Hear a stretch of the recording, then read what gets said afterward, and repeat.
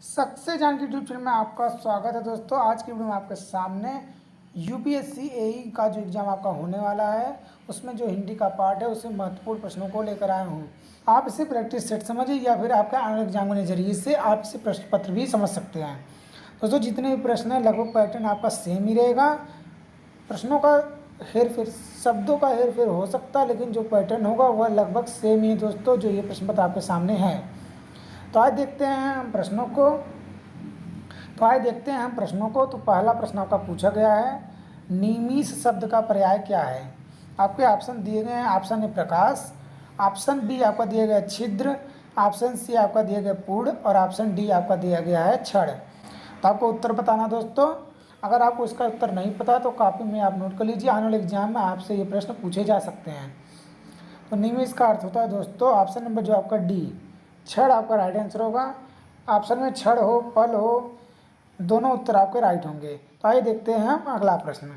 अगला प्रश्न आपका पूछा गया है, मुझसे उठा नहीं गया किस प्रकार का वाक्य है। सबसे पहले आप जान लीजिए वाक्य के कितने प्रकार होते हैं। कर्तृवाच, कर्मवाच, भाववाची, ये 3 प्रकार हैं। पूछा इनमें से कौन सा इसमें सही है। अगर आप वाक्य का प्रकार नहीं पढ़े तो अच्छे से आप पढ़ के जाइएगा, लिंक डिस्क्रिप्शन में दिया गया है, अन्यथा आपसे ये प्रश्न नहीं हो पाएंगे। दोस्तों मुझसे उठा नहीं गया ये आपका भाववाच्य, ऑप्शन नंबर सी इसका राइट है। किस तरह हम वाच्य को पहचानें इसका ट्रिक भी उस वीडियो में बताया गया है और आसानी से आप समझ सकते हैं। इन प्रश्नों को करने में कोई आपको दिक्कत नहीं होगी। तो आइए देखते हैं अगला प्रश्न। अगला प्रश्न आपका पूछा गया है, जिसकी पूर्व से कोई आशा न हो उसके लिए एक शब्द क्या होगा। ऑप्शन ए आपका दिया गया प्रत्याशा, ऑप्शन बी आपका दिया गया अप्रत्याशित, ऑप्शन सी आपका दिया गया अपरिमेय या फिर ऑप्शन डी आपका दिया गया अनाहुत। तो आपको बता दें, जिसकी पूर्व से कोई आशा ना हो इसके लिए एक शब्द आपका होगा अप्रत्याशित। ऑप्शन नंबर बी इसका राइट आंसर है। देखते हैं हम अगला प्रश्न। चौथा प्रश्न आपका है, गोधूम शब्द का तद्भव है। ऑप्शन है आपका गेहूँ, ऑप्शन बी गाय, ऑप्शन सी गोबर या फिर ऑप्शन डी गोधन। तो गोधूम का अर्थ होता है दोस्तों, तो गोधूम का तद्भव आपका होगा गेहूँ। ऑप्शन नंबर ए इसका राइट है। अगर आपको तत्सम और तद्भव अच्छे से नहीं आता तो आप लिंक डिस्क्रिप्शन में दिया गया, आप वहाँ से आप अच्छे से पढ़ सकते हैं। आपको एक ऐसा ट्रिक बताया गया है जिसके माध्यम से आप आसानी से जान सकते हैं दिया गया शब्द कौन सा तत्सम है और कौन सा तद्भव है। तो गोधूम आपका ये तत्सम है, इसका तद्भव होता है गेहूँ। राइट आंसर आपका ऑप्शन ए। आइए देखते हैं अगला प्रश्न। प्रश्न नंबर 5वां आपका निष्कपट शब्द का संधि विच्छेद है। ऑप्शन ए आपका निधन कपट, ऑप्शन बी आपका निषधन कपट, ऑप्शन सी निषधन कपट या फिर ऑप्शन डी निषधन कपट। तो निष्कपट का संधि विच्छेद होगा दोस्तों ऑप्शन नंबर ए निधन कपट। ये आपका विसर्ग संधि है, इसे भी आप अच्छे से देख लीजिएगा। देखते हैं अगला प्रश्न। अगला प्रश्न आपका पूछेगा, निम्न में से किस शब्द की वर्तनी सही है। ऑप्शन है आपका दिया गया अनुग्रहित, ऑप्शन बी आपका है अनुगृहित, ऑप्शन सी अनुग्रहित या फिर ऑप्शन डी अनुगृहित। तो इसका जो ऑप्शन नंबर आपका दोस्तों ए अनुग्रहित इसका राइट आंसर है। बाकी तीनों जो आपके हैं गलत शब्द हैं। आइए देखते हैं अगला प्रश्न। प्रश्न नंबर 7वां, उपत्यका का अर्थ क्या है। ऑप्शन ए आपका सूर्य जिस पर्वत के पीछे निकलता है, या फिर ऑप्शन बी प्राणियों के पेट का एक अंग, या फिर ऑप्शन सी पर्वत का शिखर, या फिर ऑप्शन डी पर्वत के पास की भूमि। तो इसका उत्तर दोस्तों होगा ऑप्शन नंबर जो आपका है डी, पर्वत के पास की भूमि को हम उपत्यका नाम से जानते हैं। देखते हैं अगला प्रश्न। अगला प्रश्न आपका चौराहा शब्द में समास है। कौन सा समास है। ऑप्शन ए आपका है द्वंद्व, ऑप्शन बी दिया गया व्यय भाव, या फिर ऑप्शन सी द्विगु या फिर ऑप्शन डी कर्मधारय। तो चौराहा दोस्तों 4 राहों का समूह। इसका उत्तर आपको दोस्तों ऑप्शन नंबर सी द्विगु समास। अगर आपको समास अच्छे से नहीं आता तो आप लिंक डिस्क्रिप्शन में दिया गया है, वहाँ से आप अच्छे से समास को देख सकते हैं। उसके बाद भविष्य में दोस्तों आपको किसी भी प्रकार की किसी भी प्रश्न में कोई भी दिक्कत नहीं होगी, थोड़ा आपको प्रैक्टिस करना पड़ेगा। आइए देखते हैं हम अगला प्रश्न। प्रश्न नंबर 9वां आपका है, हिंदी भाषा में कितनी बोलियां हैं। ऑप्शन ए आपका दिया गया है 15, ऑप्शन बी आपका है 25, ऑप्शन सी आपका 18 या फिर ऑप्शन डी आपका है 22। तो आपको बता दें हिंदी भाषा में बोलियों की संख्या है 18, ऑप्शन सी इसका राइट आंसर है। देखते हैं अगला प्रश्न। अगला प्रश्न आपका है शुद्ध वाक्य आपको बताना है। दोस्तों पैटर्न जो आपका सेम ही है तो आप प्रैक्टिस करके जाइएगा। सेम पैटर्न से प्रश्न आते हैं आपके यूपीएससी एई के एग्जाम में। प्रश्न नंबर 10वां आपका कौन सा वाक्य शुद्ध है? ऑप्शन है मोहन और गीता गा रही हैं, या फिर ऑप्शन बी गीता और मोहन गा रहा है, या फिर सी मोहन और गीता गा रहे हैं, या फिर ऑप्शन डी मोहन और गीता गा रही हैं। तो आपको बता दें ऑप्शन नंबर सी जो इसका वह राइट है, मोहन और गीता गा रहे हैं। बाकी तीनों आपके वाक्य जो हैं वह गलत हैं। देखते हैं अगला प्रश्न। अगला प्रश्न आपका अभ्यागत शब्द में कौन सा उपसर्ग है? ऑप्शन है आपका अ, या फिर ऑप्शन बी अभ्य, या फिर ऑप्शन सी अभी, या फिर ऑप्शन सी अभी। तो आपको बता दें आपको उत्तर ऑप्शन नंबर डी अभी आपका राइट आंसर होगा। देखते हैं अगला प्रश्न। अगला प्रश्न आपका काहे री नलिनी तू कुम्हलानी तेरे ही नाल सरोवर पानी, इसके रचनाकार कौन है? ऑप्शन ए आपका दिया गया है जायसी, ऑप्शन बी आपका दिया गया कबीर, ऑप्शन सी आपका दिया गया दोस्तों रैदास, या फिर ऑप्शन डी आपका उत्तर होगा दादू। बी कबीर आपका राइट आंसर होगा। आइए देखते हैं अगला प्रश्न।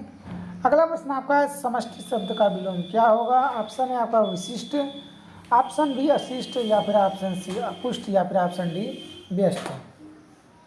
तो समष्टि का होता है दोस्तों व्यष्टि। ऑप्शन नंबर डी इसका राइट है। हम आपको बता दे रहे हैं अगर आप इन 25 प्रश्नों में 16 से 18 प्रश्न आप कर ले रहे हैं तो आपके हिंदी के जो सिलेबस हैं लगभग कवर है, मतलब आपकी हिंदी की तैयारी अच्छी है। क्योंकि जो प्रश्न हैं दोस्तों इधर उधर से प्रश्न नहीं उठाए गए हैं, लगभग एग्जाम में जो पूछे जाते हैं अच्छे आप कर सकते हैं। हिंदी के सबसे अच्छे प्रश्न आप इसे कर सकते हैं। आइए देखते हैं हम अगला प्रश्न। अगला प्रश्न आपका छत से गिरी ईंट में कौन सा कारक है? ऑप्शन ए अपादान दिया गया है, ऑप्शन बी दिया गया संबंध, ऑप्शन सी अधिकरण, या फिर ऑप्शन डी आपका संप्रदान। अगर आपको कारक नहीं आता तो आप उसे अच्छे से पढ़ लीजिएगा। छत से गिरी ईंट मतलब दोस्तों इसमें अलगाव का बोध हो रहा है, छत से ईंट का अलगाव हो रहा है, इसमें आपका अपादान कारक होगा। इसे आप याद रखिएगा, अगर अलगाव का बोध हो तो अपादान कारक आपका होगा। ऑप्शन नंबर ए इसका राइट है। देखते हैं अगला प्रश्न। अगला प्रश्न प्रश्न नंबर 15 आपका एक बार कही बात को दोहराते रहना वाक्यांश के लिए एक शब्द क्या होगा? ऑप्शन है आपका आगार, ऑप्शन है बी पृष्ठपेषण, ऑप्शन सी प्राक्थन, या फिर ऑप्शन डी प्रस्तावना। तो उत्तर आपका ऑप्शन नंबर बी पृष्ठपेषण का अर्थ होता है एक बार कही बात को दोहराते रहना। ऑप्शन नंबर बी इसका राइट है। प्रश्न नंबर 16 चोर के दाढ़ी में तिनका मुहावरे का अर्थ क्या होगा? ऑप्शन है अपराधी का पकड़ा जाना, या फिर अपराधी का शंकाग्रस्त होना, या फिर अपराधी का अपनी पहचान छुपाना, या फिर अपराधी का अपनी दाढ़ी खुजलाना। तो चोर के दाढ़ी में तिनका ये मुहावरा काफ़ी बार पूछा भी गया है। बहुत से छात्र इसमें कंफ्यूज हो जाते हैं ऑप्शन ए और ऑप्शन बी को लेकर। आपको बता दें इसका उत्तर होगा ऑप्शन नंबर बी अपराधी का शंकाग्रस्त होना। ऑप्शन नंबर बी इसका राइट है। अगला प्रश्न आपका मुकुंद किसका पर्यायवाची है? तो ऑप्शन है आपका Vishnu, option B Shiva, option C Kamadev, option D Surya. तो आपको बता दें मुकुंद का पर्यायवाची है ऑप्शन नंबर ए विष्णु आपका राइट आंसर होगा। प्रश्न नंबर 18 पूछा गया बुद्धिहीन शब्द व्याकरण की दृष्टि से किस में आएगा? संज्ञा, ऑप्शन है आपका है ऑप्शन बी सर्वनाम, ऑप्शन सी विशेषण, या फिर ऑप्शन डी क्रिया। तो बुद्धिहीन ये विशेषता बतलाई जा रही है। ऑप्शन नंबर सी इसका राइट है, विशेषण आपका राइट आंसर होगा। अगला प्रश्न आपका स शब्द का उच्चारण स्थान क्या है? ऑप्शन ए दंत, ऑप्शन बी मूर्धा, ऑप्शन सी ताल, या फिर ऑप्शन डी ओष्ठ। तो स शब्द का उच्चारण स्थान पूछा तो ईचू यसा नाम ताल। राइट आंसर आपका होगा ऑप्शन नंबर सी। अगर आपको उच्चारण स्थान नहीं आता दोस्तों लिंक डिस्क्रिप्शन में दिया गया और इस तरह बताया गया कि आपको किसी भी एग्जाम में उच्चारण संबंधी किसी भी प्रश्न में किसी भी प्रकार की कोई दिक्कत नहीं होगी। ऑप्शन नंबर सी इसका राइट है। देखते हैं अगला प्रश्न। अगला प्रश्न आपका है शीश शब्द का तत्सम क्या होगा। ऑप्शन ए आपका शीशा, ऑप्शन बी आपका शीर्ष, ऑप्शन सी सिरा या फिर ऑप्शन डी शीर्षक। तो शीर्ष शब्द का तत्सम पूछा तो ऑप्शन नंबर बी शीर्ष आपका राइट आंसर होगा। देखते हैं अगला प्रश्न। प्रश्न नंबर 21 पूछेगा निम्नलिखित में से कौन सा युग्म शुद्ध है। ऑप्शन ए आपका है बारात बसंत, ऑप्शन बी है आपका बारात वसंत, ऑप्शन सी आपका है बारात वसंत या फिर ऑप्शन डी बारात वसंत। तो उत्तर आपका ऑप्शन नंबर बी बारात बसंत आपका राइट आंसर होगा। Option number B. देखते हैं अगला प्रश्न। प्रश्न नंबर 22 है अर्धस्वर कौन है। ऑप्शन है आपका यव, ऑप्शन बी ईयू, ऑप्शन सी री या फिर ऑप्शन डी रीशा। तो अर्धस्वर आपके हैं यव। ऑप्शन नंबर ए इसका राइट है। देखते हैं अगला प्रश्न। प्रश्न नंबर 23 पूछा गया वनिता शब्द का प्रयोग किस अर्थ में होगा। ऑप्शन है आपका दिया गया है जंगल, ऑप्शन बी आपका स्त्री, ऑप्शन सी आपका पुस्तक या फिर ऑप्शन डी व्यवसायी। तो वनिता का अर्थ होता है स्त्री। ऑप्शन नंबर बी इसका राइट है। देखते हैं अगला प्रश्न। प्रश्न नंबर 24 है आदि का विलोम क्या होगा। ऑप्शन ए पहले, ऑप्शन बी आपका अंत, ऑप्शन सी आपका है ऐसा या फिर ऑप्शन डी इनमें से कोई नहीं। दोस्तों आदि का विलोम होता है अंत। ऑप्शन नंबर बी इसका राइट है। देखते हैं अगला प्रश्न। अगला और अंतिम आपका प्रश्न है हिंदी शब्द किस भाषा से लिया गया है।